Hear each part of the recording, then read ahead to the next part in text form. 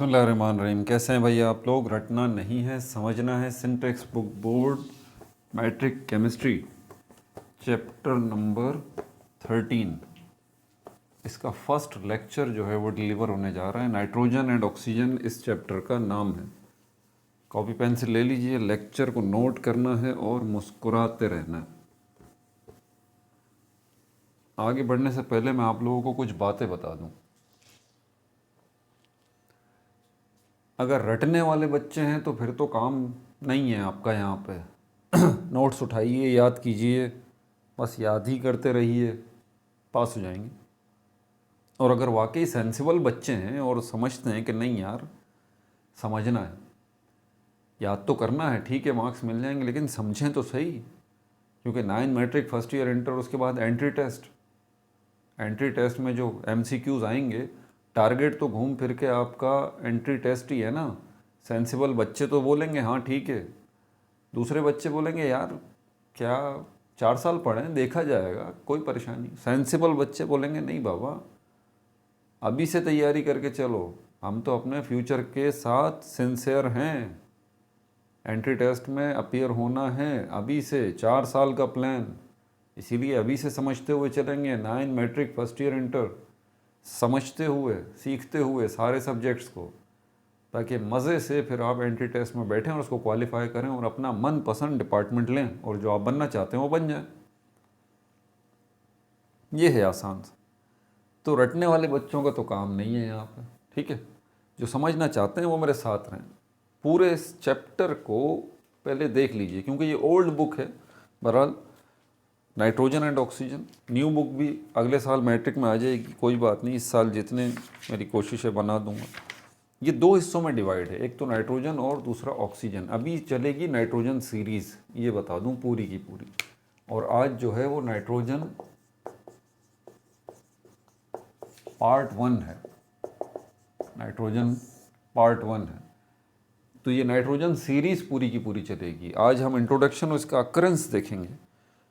उसके बाद आप देखें आपकी बुक में होगी आपके पास, तो उसके बाद ऑक्सीजन आपको नज़र आ रहा होगा। ऑक्सीजन को भी हम नहीं टच करेंगे, उसकी अकरेंस वगैरह नहीं।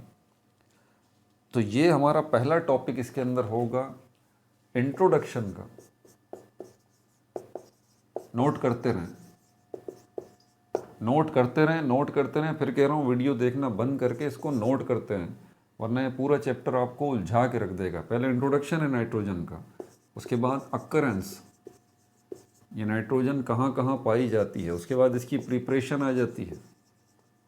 ये लिस्टिंग करना सीखिए, प्रिपरेशन आ जाती है। 2 तरह की प्रिपरेशन है। इंडस्ट्रियल लेवल पे नाइट्रोजन कैसे तैयार की जाती है, कमर्शियल फैक्ट्रीज़ में, और लैब में कैसी प्रिपरेशन होती है। इसमें फ्रैक्शनल डिस्टिलेशन वाला टॉपिक है, उसको देखना है। उसके बाद फिर प्रॉपर्टीज़ आएंगी इसकी, नाइट्रोजन की प्रॉपर्टीज़। उसके बाद ऑक्सीजन की दुनिया चल रही है आगे, नज़र आ रहा होगा आपको, देख लीजिए। ऑक्सीजन का आ रहा है, ऑक्साइड्स आ रहे हैं, उसकी एग्जांपल्स आ रही हैं। हाइड्रोजन पर ऑक्साइड आ रहा है, और उसके बाद जो है उसकी प्रिपरेशन आ रही है, chemical properties, physical properties, oxidation, reduction, ये सब ऑक्सीजन का मामला चल रहा है। ओजोन चल रहा है, चलने दें इसको, आगे आ जाइए। हमें तो नाइट्रोजन को देखना है। आगे घूम फिर के आएंगे, फिर आएंगे कंपाउंड्स ऑफ नाइट्रोजन, ये आ जाते हैं। कंपाउंड्स ऑफ नाइट्रोजन की बात होगी। नाइट्रोजन के कंपाउंड्स कितने किस्म, कौन कौन से कंपाउंड्स यहाँ पे दिए गए? एक अमोनिया, ठीक है, और दूसरा कंपाउंड जो है वो दिया गया है यहाँ पर नाइट्रिक एसिड। 2 कंपाउंड्स जो हैं वो यहाँ पर दिए गए हैं, ठीक है। देखिए ज़रा, सबकी सब तफसील देख लीजिए आप, ठीक है। और चैप्टर ख़त्म आपका, नाइट्रोजन का टॉपिक यहाँ पे ख़त्म। क्या क्या है अभी लिख देता हूँ यहाँ पर। एक है हमारे पास अमोनिया, इसी में देखें हम 2 मेजर टॉपिक्स निकलेंगे। एक अमोनिया, ये कंपाउंड है। ये जो ऊपर हमने डिस्कस करेंगे ना सारा, ये इंट्रोडक्शन, अकरेंस, प्रिपरेशन और प्रॉपर्टीज़, ये एलिमेंटल नाइट्रोजन है। एलिमेंटल नाइट्रोजन, फ़र्क रखिएगा इसका।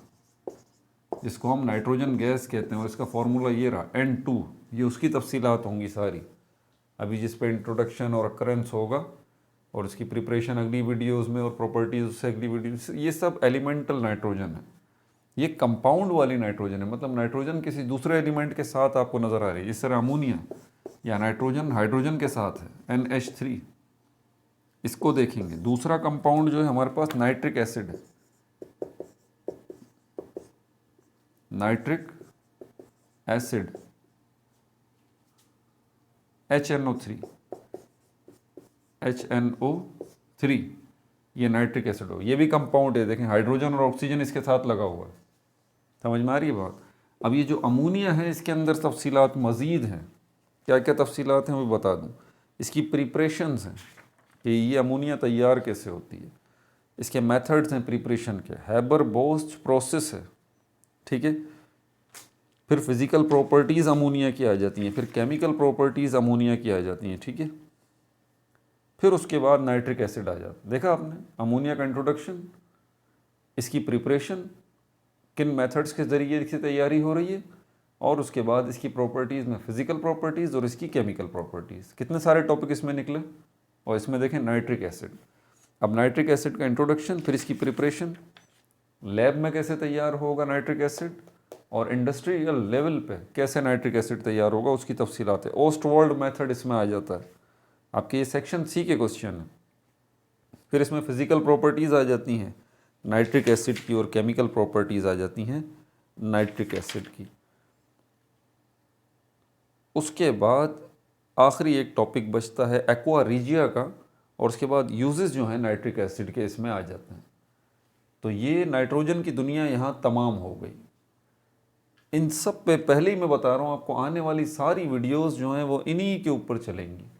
अब ये नाइट्रोजन सीरीज़ चल रही है, पार्ट 1 है, इसीलिए मैं कहता हूँ कि हर सीरीज़ का पार्ट 1 लाजमी देख लें आप, ताकि पूरी आपकी जो है ना उसके ऊपर आपको पता हो कि आगे हम करने क्या जा रहे हैं। समझ में आ गई बात आपको। अब चलते हैं ज़रा इस नाइट्रोजन की तरफ। इसकी तफसीलात क्या हैं, अभी तो सिर्फ इसमें इंट्रोडक्शन और इसका अकरेंस ही देखेंगे, ठीक है, और तो इसमें कोई डिटेल होगी नहीं। तो ये सारी याद रखने वाली बातें हैं, ज़्यादातर मिटा दूँ इसको।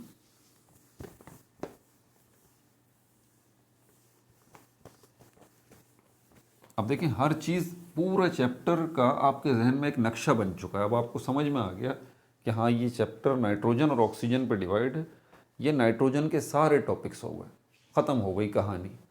इससे आपको याद करने में इतनी आसानी हो जाएगी और चीज़ों को समझने में इतनी आसानी हो जाएगी। ये एक टेक्निक है। इंट्रोडक्शन, नाइट्रोजन है क्या, नाइट्रोजन है क्या, थिंग है, कोई चीज़ ही है। हमारी ज़मीन पर चीज़ें दो किस्मों की हैं, लिविंग थिंग्स हैं या नॉन लिविंग थिंग्स हैं, इसके अलावा कुछ भी नहीं है। ये बात मैं कई दफ़ा बता चुका हूँ। क्या है ये, लिविंग थिंग है या नॉन लिविंग थिंग है? ये नॉन लिविंग थिंग है। अब नॉन लिविंग थिंग को हम 3 स्टेट्स में डिवाइड करते हैं। वैसे तो अब तो 5 स्टेट्स हो गई हैं, प्लाज्मा भी है, बोस आइंस्टाइन, कंडेंसेट भी है, लेकिन मैं सिंप्लिसिटी के लिए फ़िलहाल 3 में ही करता हूँ। सॉलिड है, लिक्विड है, गैस है। तो ये नाइट्रोजन जो है वो नॉन लिविंग थिंग भी है, और उसके बाद क्या है, ये सॉलिड है, ये लिक्विड है नहीं, ये गैस स्टेट में नेचर में अवेलेबल है, ठीक है। अब ये तो पता चल गया कि नाइट्रोजन जो है वो नॉन लिविंग थिंग है और ये गैस है। इसका केमिकल फार्मूला क्या है? अब गैस तो है।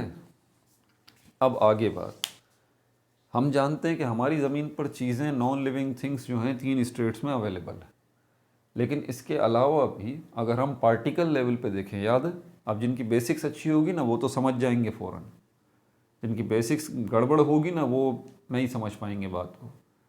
क्या कि ये चीज़ें हमारी जो नॉन लिविंग थिंग्स हैं, इन 3 स्टेट्स में अगर इनके पार्टिकल्स को देखें तो सेम पार्टिकल्स, सेम एटम्स से मिलके, चीज़ें तो सारी एटम से ही मिलके बनी है ना, इससे तो आप इनकार नहीं करेंगे ना, सारी चीज़ें एटम से मिलके बनी है। तो वो चीज़ें जो कि सेम एटम से मिलके बनी है उनको एलिमेंट कहते हैं। और नाइट्रोजन जो है वो एलिमेंट है। क्यों? क्योंकि इसका फॉर्मूला देख लें, N2, ये नाइट्रोजन गैस का फॉर्मूला है। तो इसमें 2 ही एटम आपको नज़र आ रहे हैं, दोनों सेम एटम हैं, किस फैमिली से ताल्लुक़ रखते हैं? नाइट्रोजन फैमिली से ताल्लुक़ रखते हैं। इसीलिए नाइट्रोजन गैस जो है ये क्या है? ये एलिमेंट। अब एलिमेंट मिलते हैं डिफरेंट, या हम इसको कहते हैं डिफरेंट एटम्स। दो तरह से हम इसको याद रखते हैं, या तो हम कहते हैं डिफरेंट एटम्स, या फिर दूसरे लफ्ज़ों में हम इसकी फैमिलीज को रेफर करते हैं कि डिफरेंट एलिमेंट्स जब मिलते हैं तो उससे क्या बनता है? उससे कंपाउंड बनता है। जैसे कि हमने क्या देखा? कंपाउंड्स ऑफ नाइट्रोजन क्या था? अमोनिया और नाइट्रिक एसिड। अमोनिया को अगर देखें NH3, ये क्या है? ये नाइट्रोजन का कंपाउंड है। ठीक है, ये भी एक चीज़ है, नॉन लिविंग थिंग्स, लेकिन ये है क्या? ये कंपाउंड है, एलिमेंट नहीं है। अब किन एलिमेंट से मिलके ये कंपाउंड बना है, या कौन से डिफरेंट एटम्स से मिलके ये कंपाउंड बना है, या किन दो डिफरेंट फैमिलीज के एटम्स से मिलके ये कंपाउंड बना है? इसमें नाइट्रोजन फैमिली के एटम्स और हाइड्रोजन फैमिली के एटम्स आपस में मिले हैं, और ये जो चीज़ बनी है अब ये कंपाउंड कहलाएगी। ठीक है, ये बात भी समझ आ गई। तो नाइट्रोजन जो है वो कंपाउंड फॉर्म में भी अवेलेबल है, जिसमें दो तो मैंने बता दिए, और भी हैं बहुत सारे, और एलिमेंटल फॉर्म में भी अवेलेबल है। मिटा दूँ इसको?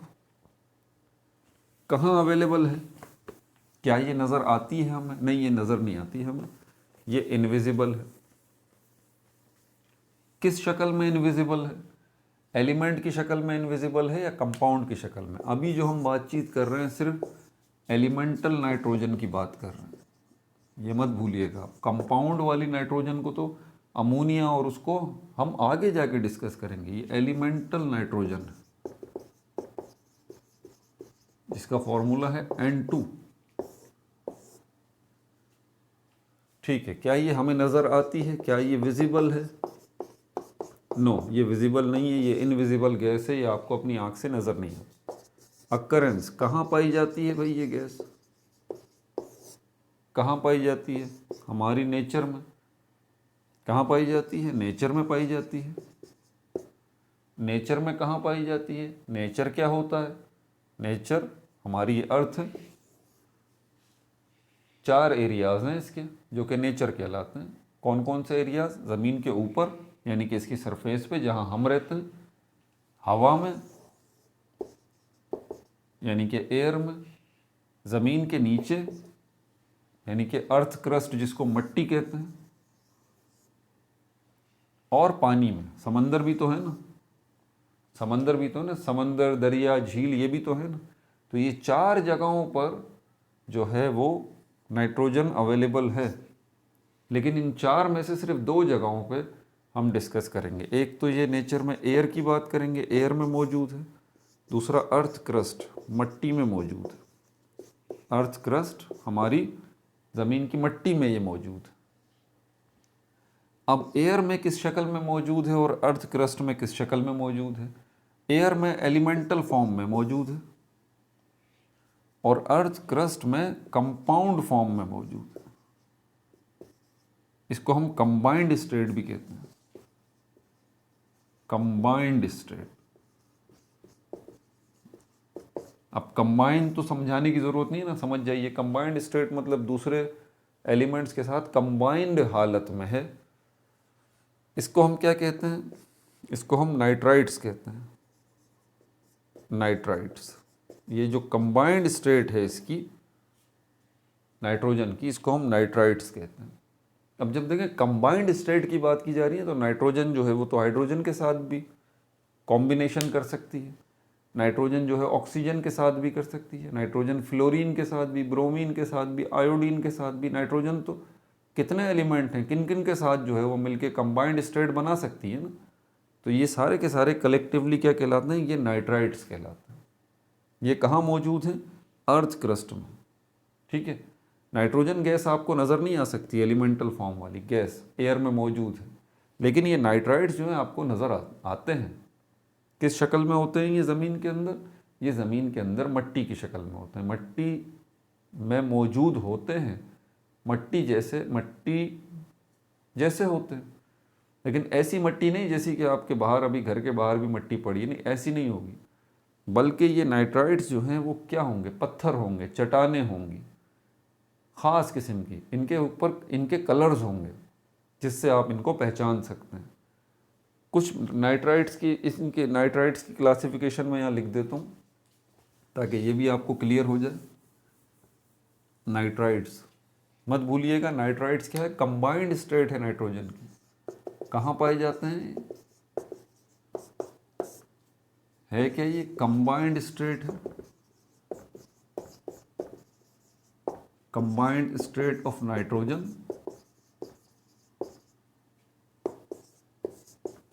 कहाँ पाए जाते हैं, अर्थ क्रस्ट यानी कि मिट्टी के अंदर, ज़मीन के अंदर। अर्थ क्रस्ट मतलब ज़मीन के अंदर पाए जाते हैं। अब ये कंबाइंड स्टेट में है तो यकीनन ये कई हालतों में होंगे। इनकी हालतें बता देता हूँ मैं आपको, यहाँ पर लिखी हुई हैं कंबाइंड स्टेट्स जो हैं नाइट्राइट्स की। ये सोडियम के साथ आपको नज़र आएगा नाइट्रोजन, ये कैल्शियम के साथ आपको नज़र आएगा नाइट्रोजन, ठीक है। और किसके साथ नज़र आएगा, ये आपको देखता हूँ अभी। और कहाँ है ये, सारी चीज़ें तो मैं याद रख नहीं सकता ना भाई। नाइट्रोजन सोडियम के साथ, कैल्शियम के साथ और पोटेशियम के साथ आपको नज़र आएगा, ठीक है। और अमोनियम सॉल्ट की शक्ल में नज़र आएगा, अमोनियम सॉल्ट की शक्ल में नज़र आएगा, जैसे कि ammonium nitrite, ammonium nitrite. Nitrite की पहचान है NO2, इसके आखिर में ये लिखा होगा। अमोनियम सल्फेट की शक्ल में, सॉरी सॉल्ट है ना, सॉरी अमोनियम सॉल्ट, ये अमोनियम सल्फेट, ये सल्फेट जो है ये सॉल्ट्स होते हैं। एक ट्रिक बता दूं सॉल्ट्स को पहचानने की, सल्फेट जहाँ नज़र आए समझ जाइएगा सॉल्ट है, कार्बोनेट जहाँ नज़र आए समझ जाइएगा सॉल्ट है, नाइट्रेट जहाँ नज़र आए समझ जाइएगा सॉल्ट है। सॉल्ट्स की पहचान, हज़ारों किस्मों के सॉल्ट्स हैं, तो ये सल्फेट आपको नज़र आए समझ जाइएगा कोई सॉल्ट है। कार्बोनेट लिखा हुआ नज़र आए CO3 आखिर में, समझ जाइएगा सॉल्ट है। नाइट्रेट NO3 नज़र आ जाए समझ जाइएगा सॉल्ट से।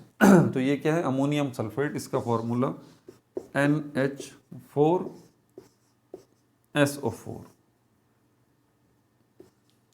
NH4SO4, इसका यही फॉर्मूला होना चाहिए। NH4 ब्रैकेट बनेगा और ये 2 लगेगा, NH4 ब्रैकेट लगेगा 2 और सल्फेट, ये अमोनियम सल्फेट, ये क्या है, अमोनियम सॉल्ट है। तो अर्थ क्रस्ट में कंबाइंड स्टेट में आपको इसके साथ नज़र आएगा नाइट्रोजन, सोडियम के साथ, कैल्शियम के साथ, पोटेशियम के साथ नज़र आएगा आपको। और किसके साथ नज़र आएगा आपको, इसके अलावा आपको लिविंग मैटर में नज़र आएगा कंबाइंड स्टेट में। लिविंग मैटर में, याद रहे कंबाइंड स्टेट की बात कर रहा हूँ। लिविंग मैटर, लिविंग मैटर, अब ये लिविंग मैटर क्या होगा, जो जिंदा मैटर होगा। जिंदा मैटर क्या होगा, जो लिविंग थिंग्स होंगे भाई जी, या तो लिविंग थिंग्स होंगे जी, लिविंग थिंग्स जो जानदार चीज़ हैं। अब जानदार चीज़ों की बात आती है हमारे अर्थ पर, तो क्या क्या हैं जानदार चीज़ें, एनिमल्स हैं, जो बायो के स्टूडेंट हैं वो तो समझ जाएंगे। एनिमल्स हैं, प्लांट्स हैं, एल्गी है, फंजाई है, ये वो हैं जो कि हमें अपनी आँख से नज़र आ जाते हैं। ये वो सारे लिविंग थिंग्स हैं। जो भी लिविंग थिंग आपको नज़र आते हैं ना, वो इन 4 कैटेगरी में हैं जो विजिबल हैं, जो आपको अपनी आँख से नज़र आ जाते हैं। एक वो दुनिया है लिविंग थिंग की जो आपको अपनी आँख से नज़र नहीं आती, उनको माइक्रो ऑर्गेनिजम्स कहते हैं। माइक्रो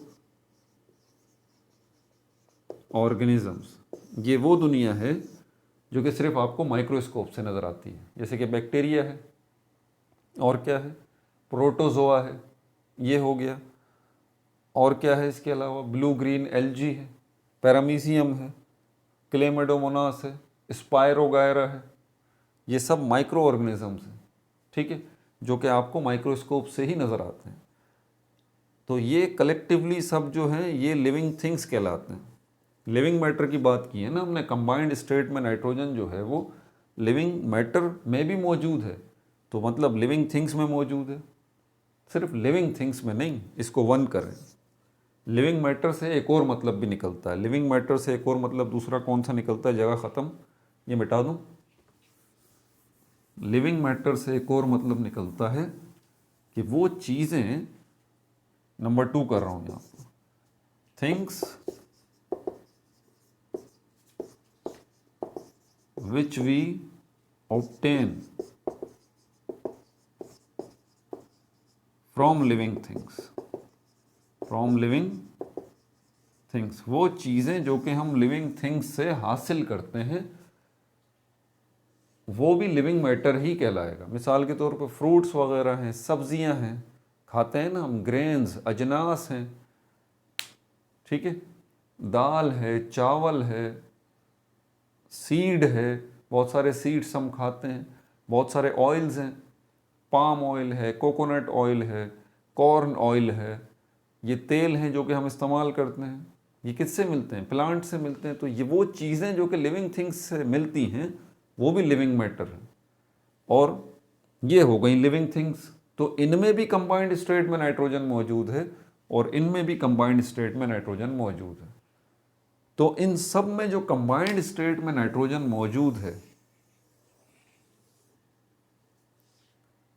वो क्या है?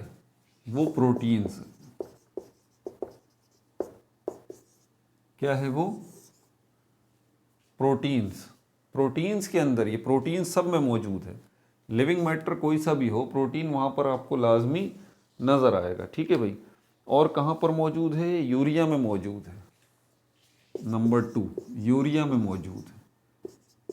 नंबर 3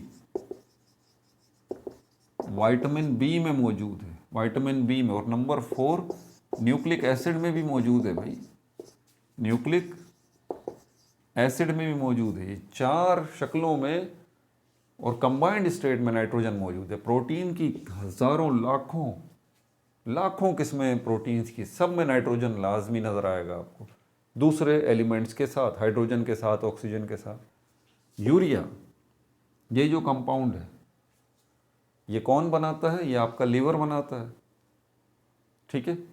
और बाद में यही यूरिया पॉइजनस है, टॉक्सिक है, डेंजरस है।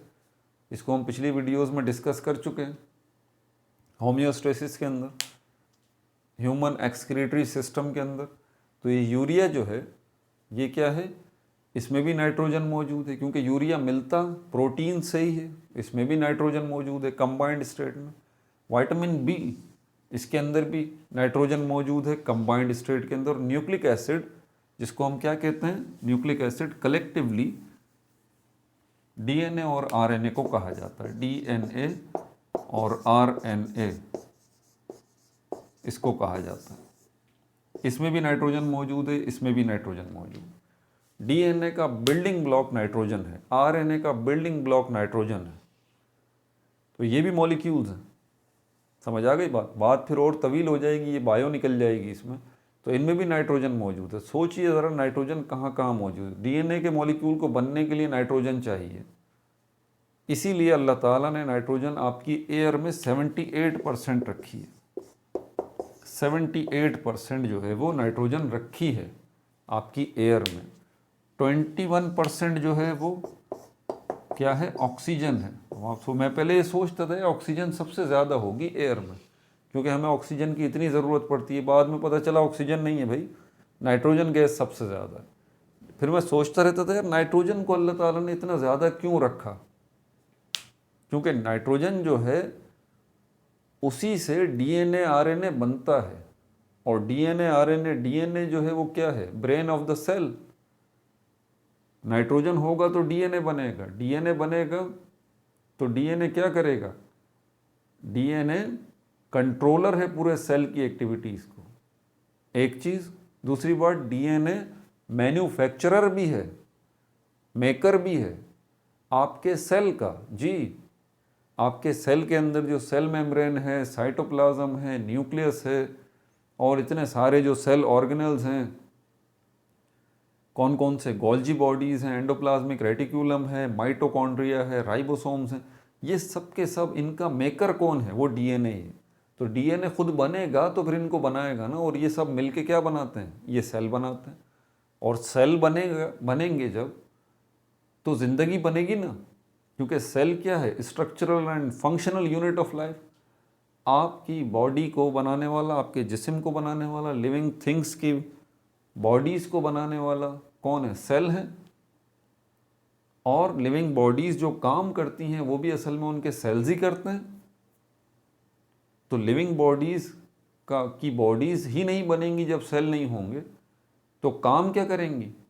और सेल्स कौन बना रहा है? डीएनए बना रहा है। डीएनए को कौन बना रहा है? नाइट्रोजन बना रहा है। अब आप समझ में आया 78% क्यों है? क्लियर हो गई ये बात? तो लिविंग मैटर में भी मौजूद है। अब और चलते हैं आगे, और क्या है? इसको किसी ने डिस्कवर भी तो किया होगा ना, नाइट्रोजन गैस की शक्ल में। कौन सा शख्स था? कितने साल पहले? तकरीबन 300 साल पहले साइंटिस्ट था, उसने डिस्कवर किया। हालांकि ये गैस नज़र तो नहीं आती, लेकिन साइंटिस्ट बरादरी बेचारी ढूंढ ही लेती है, भले कोई चीज़ नज़र में आए या ना आए। 1772 में ये स्कॉटलैंड के बॉटनिस्ट थे। 1772 में कहाँ के रहने वाले थे ये? स्कॉटलैंड के थे। स्कॉटलैंड, इसीलिए इनको कहा, क्या कहेंगे हम? स्कॉटिश बॉटनिस्ट थे। स्कॉटिश बॉटनिस्ट थे। बायो के स्टूडेंट्स को पता है बॉटनिस्ट वर्ड बॉटनी से निकला है, और इस बॉटनिस्ट को उर्दू में कहा जाता है माहिर नबातात। माहिर नबातात। नबातात जो है वो प्लांट्स को कहा जाता है, प्लांट्स का माहिर ये था। इसने इसको डिस्कवर किया था। इसका नाम था डैनियल रदरफोर्ड। डैनियल रदरफोर्ड, ठीक है भाई। बाद में चैप्टल था। चैप्टल, ये वो शख्स था जिसने इसको नाम दिया। इस गैस को नाम देने वाला कौन था? ये चैप्टल था। Nitrogen gas. क्यों? क्योंकि ये डिस्कवर हुई थी, एक कंपाउंड था नाइट्राइड, उसके अंदर से इसने इसको डिस्कवर किया था, ठीक है। पोटेशियम नाइट्रेट था, नाइटर, पोटेशियम नाइट्रेट के ऊपर काम कर रहा था ये चैप्टल साहब। तो इसमें से भी इसने इसको निकाला था, क्योंकि नाइट्रोजन गैस नेचर में भी तो अवेलेबल है, और कंपाउंड फॉर्म में, कंबाइंड स्टेट में भी तो है ये पोटेशियम नाइट्रेट। तो इसमें से इसने इसको निकाला था। तो ऐसी सारी चीज़ें जिनमें नाइट्रोजन मौजूद हो उनको नाइटर भी कहते हैं। नाइटर, नाइट्राइड भी कहते हैं, नाइटर भी कहते हैं। तो इसको भी नाइटर कहा जाता था, पोटेशियम नाइट्रेट को पहले नाइटर। इसी हिसाब से इस गैस का नाम नाइट्रोजन पड़ गया, ठीक है भाई। बाकी तफसीलात तो आसान सी हैं कि इसका आपके 75 पर, ये सारी की सारी चीज़ें बाकी तो इजी हैं जो मैं सब बता चुका हूँ, ठीक है भाई। ये हाइड्रोजन नाइट्रोजन की इंट्रोडक्शन, अकरेंस, इसका एलिमेंटल स्टेट, इसका कंपाउंड, और पूरे चैप्टर का आने वाली वीडियोस का नाइट्रोजन सीरीज़ की तफसीलात मैंने सारी बता दी हैं। साथ रहिए, सीखते रहिए, अपना बहुत ज़्यादा ख्याल रखिए। No like, no subscribe, only share.